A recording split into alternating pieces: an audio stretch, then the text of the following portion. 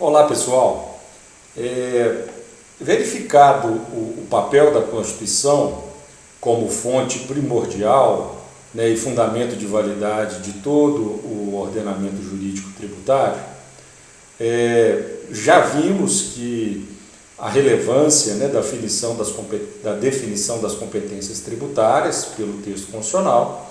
Agora caberá a análise das chamadas limitações ao poder de tributar, que são os princípios e as imunidades. Vamos começar então pelos princípios e vamos discorrer um pouco sobre noções gerais a respeito dos princípios constitucionais tributários. Dando um passo atrás, né, é importante a gente contextualizar aqui que nós vamos partir da teoria de Ronald Dworkin, que considera princípio como norma jurídica, né? Segundo Dworkin, essa doutrina tem sido seguida, né, pelo direito brasileiro, pela doutrina brasileira, pela jurisprudência. Segundo Dworkin, norma jurídica é gênero do qual nós temos regras e princípios enquanto espécies de normas. Ok? Para Dworkin, a grande diferença de princípio e regra está no fato das regras possuírem uma densidade normativa maior, um caráter descritivo de conduta, né? E os critérios de solução de antinomias das regras se dá por aqueles critérios clássicos de novidade, né? Uma lei nova revoga a lei anterior, né? Ou especialidade, lei geral abre espaço para aplicação da lei especial, né? E o critério seria do tudo ou nada, né? Uma regra afasta a aplicação da outra. Já os princípios, eles são estados de coisa que se pretende alcançar, né? Possui uma densidade normativa menor, né? E, de acordo com a doutrina de Dworkin, o conflito entre princípios ele se dá por um critério de afastamento e não de anulação, né? Então, muitas vezes eu vou confrontar alguns princípios e um princípio pode ser que seja aplicado em detrimento de outro e vice-versa, e isso dependerá sempre das circunstâncias do caso concreto. Ok? Então vamos partir dessa doutrina. Eu já deixo registrado, se tiverem a oportunidade, e existe a obra disponível na internet, seria muito interessante a leitura de um livro que chama Teoria dos Princípios, né? O autor é Humberto Ávila, professor de Direito Tributário da USP, e seria bastante interessante a leitura deste livro, porque o professor Humberto Ávila ele tem a maestria de categorizar bem a ideia de aplicação dos princípios no direito brasileiro, sobretudo no direito tributário, né, pelo fato dele ser um tributarista. Ok? Feita essa introdução a respeito da teoria dos princípios, vamos partir então para o enfrentamento dos diversos princípios tributários que nós temos, né? Não temos a proposta aqui de esgotar todos os princípios, vamos ver os principais e daremos início pela análise do princípio da legalidade, né? O princípio, ao lado das imunidades, nós já falamos, são limitações ao poder de tributar, né? O princípio da legalidade, enquanto limitação ao poder de tributar, ele está lá no inciso 1 do artigo 150, que abre o capítulo 2 das limitações ao poder de tributar, né, do título 6, que trata da tributação e do orçamento, né, todas dentro do texto constitucional. E o artigo 150, inciso 1, ele estabelece a reserva de lei, né, ou seja, não basta, há uma certa diferença da legalidade tributária da legalidade geral. No artigo 5º, né, da Constituição, a legalidade ela dispõe que ninguém será obrigado a fazer ou deixar de fazer algo senão em virtude de lei, né? Aqui a partir da ideia de reserva de lei, né, o princípio da reserva legal, somente lei em sentido formal poderá instituir obrigações tributárias, né? Então aqui é importante que se diga que a reserva de lei ela estabelece um critério onde o legislador ordinário, ao instituir um tributo, deverá trazer a previsão, né, de todos os aspectos da chamada regra matriz de incidência, né? Então ele vai ter que descrever na norma, né, na proposição normativa, o fato gerador, a base de cálculo, quem é o contribuinte, quem é o responsável, ou seja, todos esses aspectos chamados que compõem, né, a chamada regra matriz de incidência. O que seria essa regra matriz de incidência? A regra matriz de incidência nada mais é do que a estrutura lógica do texto normativo, né, confrontado com a realidade, né, que dá origem à obrigação tributária. Então, todos esses aspectos da chamada hipótese de incidência, né, que compõem a estrutura lógica, né, da chamada regra matriz de incidência, deverá estar expressa na lei tributária. Ok? Reforçando essa ideia de reserva legal, eu lembro aqui, quando nós falamos das fontes tributárias, nós vimos que o CTN tem uma classificação interessante, porque ele inaugura, né, a questão das fontes no artigo 96, ele chama de legislação tributária todas as fontes formais e secundárias, mas ele chama de lei tributária as fontes formais primárias, né? Ou seja, as normas em sentido formal que inovam no ordenamento jurídico. E ali nós temos no artigo 97 do CTN todos os institutos que são exigida a lei em sentido formal para a sua instituição ou alteração. Então eu recomendo a leitura do artigo 97 nesse sentido, né? Porque ali nós temos ali todos os institutos onde há a necessidade de lei em sentido formal, né? Norma jurídica inovadora, com caráter constitutivo. Todos os institutos que estão descritos no artigo 97, eles são objeto de lei em sentido estrito. Ok?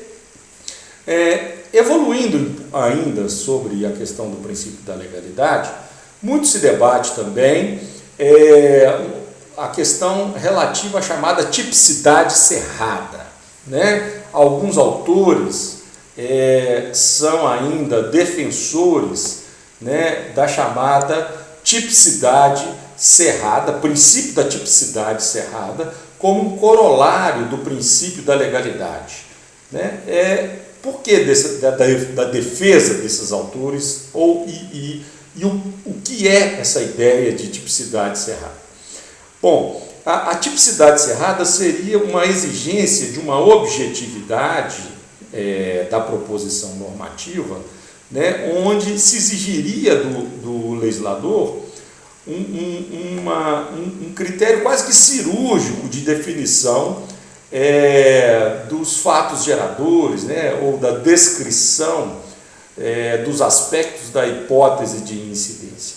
A grande dificuldade de se admitir esse princípio que prevaleceu durante um bom tempo na doutrina clássica e na jurisprudência é o fato da própria insuficiência da linguagem, né? Ou seja, a linguagem, o direito à linguagem, e pela teoria da linguagem é quase que impossível você conseguir de maneira a priori extrair um conteúdo de uma determinada expressão linguística de forma antecipada, né? Por quê? Porque a linguagem ela tem uma perspectiva pragmática, né? A linguagem ela é viva e ela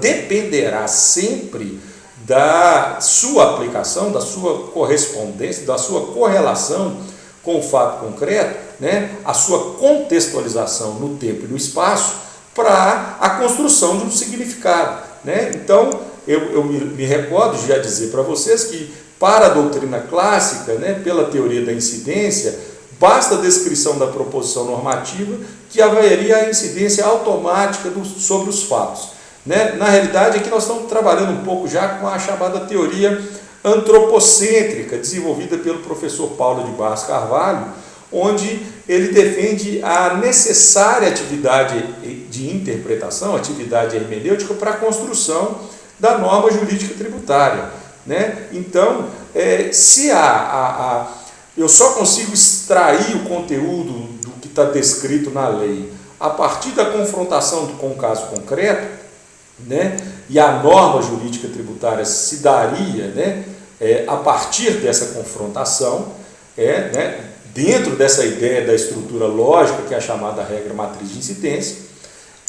Nesse sentido, haveria um esvaziamento, né, dessa ideia de princípio da tipicidade cerrada. O professor Luiz Eduardo Chueiro, no livro dele, que vocês vão ler, ele cita um exemplo que é bastante elucidador, né? Ele cita a antiga lei do Simples Nacional, que é uma lei que dispõe sobre um benefício fiscal para micro e pequenos empreendedores, micro e pequenos empresários. Havia uma previsão de que, para gozar do benefício do Simples, o empresário não poderia ser importador, né? E aí ele relata um caso que um fabricante de fundo de quintal, um fabricante de sofá de fundo de quintal, né, fabricava sofá por encomenda, que realizou a importação de um conjunto de pé de sofá para uma encomenda específica, e o fiscal, né, se valendo dessa ideia de tipicidade cerrada, ele excluiu o contribuinte do Simples pelo fato de considerar como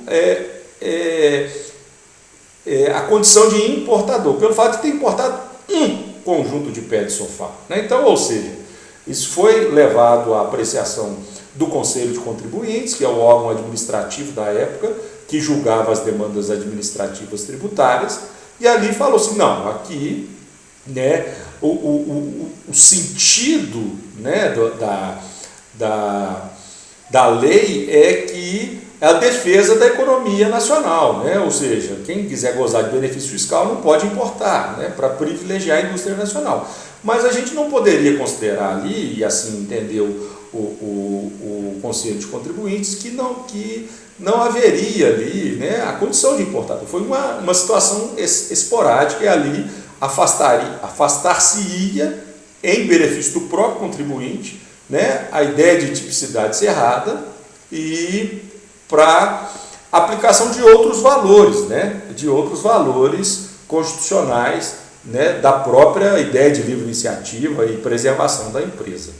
Ok? Agora, isso não significa dizer que não haja conceitos indeterminados ou o legislador não se valha de cláusulas gerais para a construção das chamadas hipóteses de incidência, né? E aí a problemática se aprofunda, né, na medida em que medida o legislador pode criar tipos abertos também, né, que caiba dentro dessas proposições normativas qualquer tipo de fato econômico, né? Então, isso geraria também uma ideia de insegurança, né? E aí já chama atenção para a noção de segurança jurídica, e isso tem sido muito debatido, né? O que é segurança jurídica em matéria tributária, né? Então, a gente tem várias vertentes, né? Autores que são adeptos da tipicidade cerrada, autores que são adeptos da teoria dos princípios,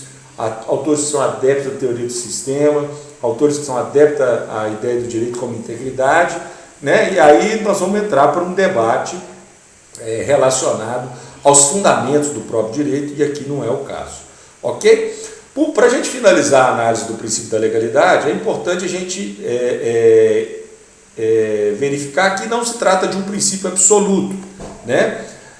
O próprio legislador constituinte, preservando o caráter alocativo de alguns tributos, ele previu a possibilidade da chamada atenuação do princípio da legalidade. Isso está no parágrafo 1º do artigo 153 e no parágrafo 4º do artigo 177, onde há a possibilidade de definição de alíquota, não por lei, mas por ato administrativo do Poder Executivo, por meio de ato administrativo com caráter normativo, que são chamados decretos.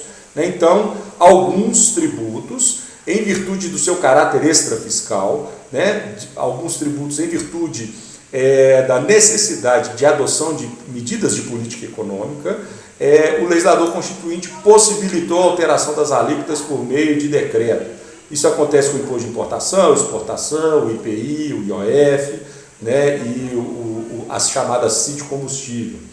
O interessante é que, como medida decorrente da pandemia, do coronavírus, recentemente houve um decreto presidencial que reduziu a alíquota do IOF para crédito, em operações de financiamento de automóveis e financiamento imobiliário. Qual que é o significado dessa medida?